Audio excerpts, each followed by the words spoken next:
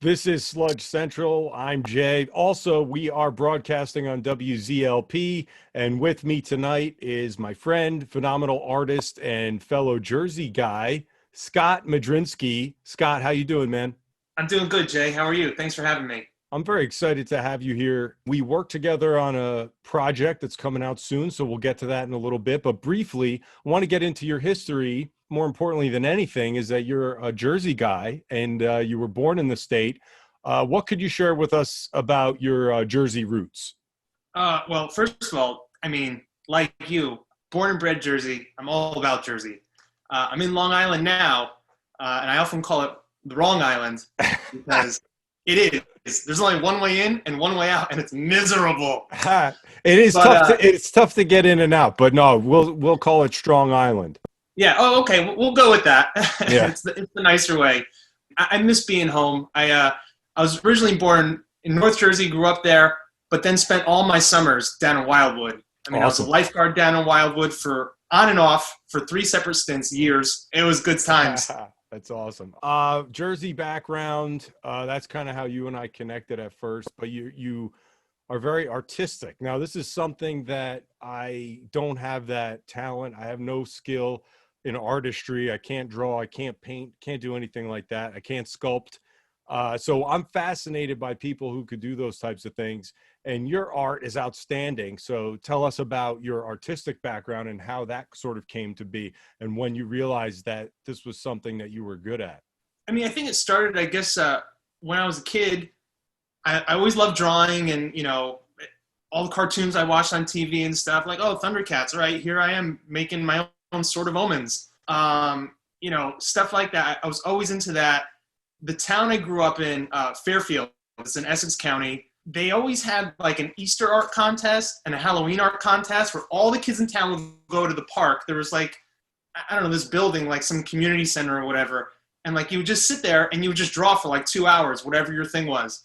And I used to, I didn't always win, but I would get second or third place in those, like, every season for whatever it was. And I still have those plaques. Well, my mom does, whoever, probably in a box somewhere in her house. So I was always into it and I was good at it. And, then you get into the real world and you're just kind of working or whatever. And art was kind of in the rearview mirror. And then a few years ago, probably about 10 years ago now, I realized that all these people who were not as good as me were way further than me. And kids who were younger than me were way better than me. And I just really fell behind because I wasn't practicing. And ever since then, I've really gotten out of my way to just try and like make up for lost time. And I'm like, oh, well, let's try this, let's try that. And so, I mean, I paint, doing stuff on the computer like logos. I have these like Batman typography prints that I've just recently been doing over the last year or so. I'm always dabbling in different stuff. I'm doing wood burning, just like I'm just everywhere. It's like I said, I just have like all of this like built up in me from all these years that I wasted. And I just got to get it all out there before I die. Yeah, that's really cool. No, you're extremely creative. And one of the things that early on that you did like this portrait.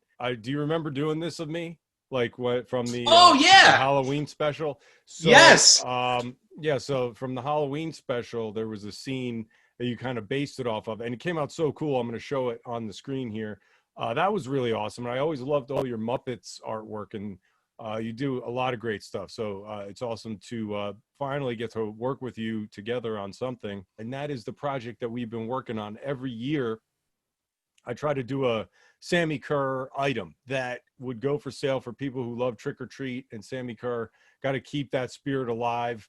Rock's chosen warrior. And this is something that you and I connected about.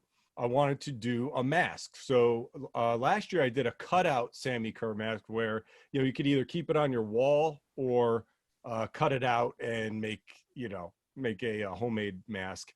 So that came out pretty cool. This year, everybody's walking into stores. You got to have a mask on, So he said, let's make a SAMMI CURR mask. You took the ball, ran with it, and within a few days, you came back to me, and it was like absolutely perfect. Had you seen Trick or Treat or familiar with the movie aside from all my BS that I talk about all the time?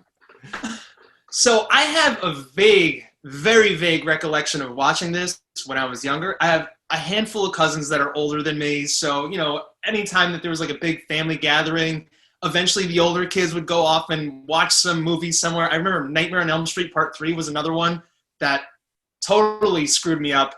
But it's funny, the movie that I remember most from like one of those like family gatherings or someone's birthday or whatever that really, really effed me up, believe it or not, was The Burbs. I love I'm so scared. Oh my God, that movie's awesome. The Klopex. I had some familiarity with Trick or Treat, and then I watched it again last week just because knowing that we were going to talk about this. I'm like, well, it's definitely going to come up, and I should watch this. And it's just like almost like a legend in my mind now from listening to the Purple stuff with you and Matt. Yeah. So I'm like, I have to do it. So I found it online, and you know, I watched it, and it's good. I actually really enjoyed it. You know, I wasn't expecting it. That's usually the reaction that people have. Like, I think they're expecting it to be really bad, and I'm like being ironic when I worship it, and that's not the case at all. It's actually good, you know. No, it's cool that you did check it out. What I really love about the film is not only, of course, it's heavy metal horror, which is a genre that I love, but it's Halloween. It's absolutely Halloween. It takes place, you know, leading up to Halloween, and you know, there's jack-o'-lanterns. How much more Halloween-y could you get? The one thing I was wondering throughout the whole thing, is it really is it really Sammi Curr, or is it a demon that's taking on the likeness of Sammi Curr? It's very possible that, you know, the demon possessed Sammi Curr, like you're saying, and kind of lived through him as like a vessel to come back in. You know, it's very possible. So I think that's cool that you looked, you know, that deeply into it. I also like your cherry Coke frame that you have back there. I that's awesome. That here. Let me get a better look at it. All right, cool. Pull this off. Oh, that's beautiful. That's absolutely beautiful. I love it. I can't really tell, but this is kind of like in that style. You mentioned those Muppet paintings before. Yeah.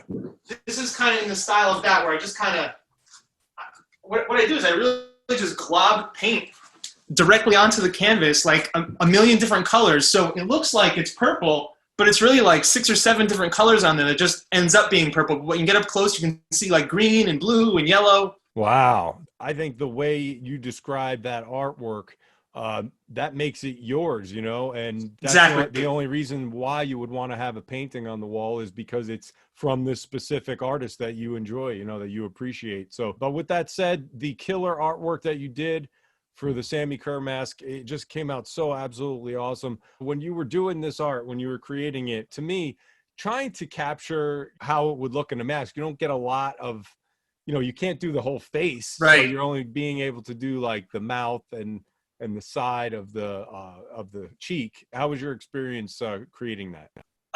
You know, it would have been trickier if Sammy's like gore, his scar, whatever you want to call it, the gash, didn't come down so far. If it ended like even just at like the upper lip, I don't know if it really would have worked.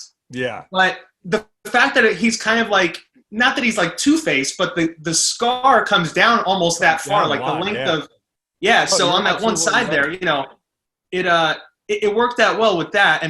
But no, it was fun to do. And the one thing that was a little bit tricky, like there's some like shading in there in the scar. It was a few tries to kind of get it where I wanted it to be. Really, thank you for doing the artwork for this mask. It came out so great. Right now, limited quantities.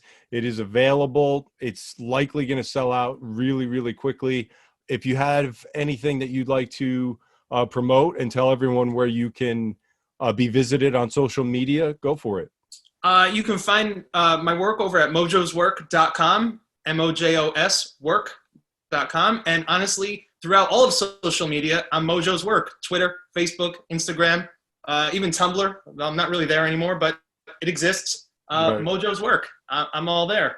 Awesome. Thanks for coming on Sludge Central and WZLP. Jay, before we go, I just have, I got one question for you. Yeah. Are you making it with Weinbauer? I'm real proud of myself. And on that note, get yours on September 1st at 9 p.m. Click on the shop link at sludgecentral.com.